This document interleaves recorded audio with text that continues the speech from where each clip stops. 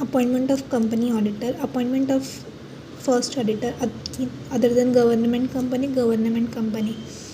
Other than government company के case में board of director appoint करता है 30 days of companies registration.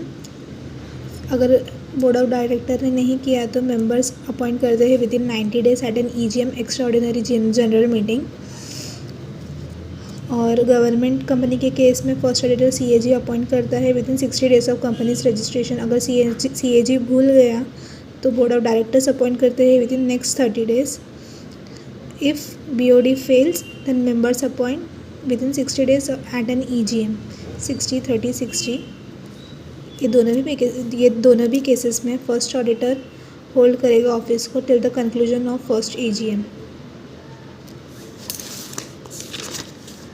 Appointment of subsequent auditor other than government company that is normal company. Subsequent auditor is appointed in EGM में appoint करते हैं annual general meeting और वो office को hold करता है टिल 6th EGM जो कि पीरियड ऑफ 5 years का होता है।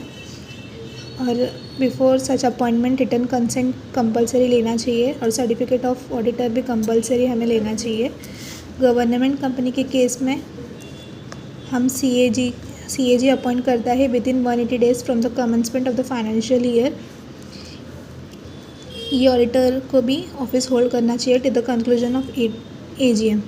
ये केस में आप 180 डेज याद रखना और इस अदर देन गवर्नमेंट कंपनी के केस में EGM याद रखना। EGM 180 days.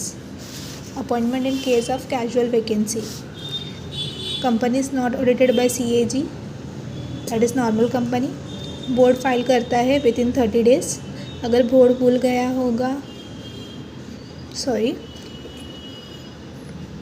अगर ऑडिटर रेजिग्नेशन देता है तो approval by company at general meeting compulsory देना पड़ता है अपने को 3 months के अंदर। अगर ऑडिट कमेटी है तो ऑडिट कमेटी रिकमेंडेशन देगी। ऑफिस होल्ड करना चाहिए हमें नेक्स्ट EGM तक।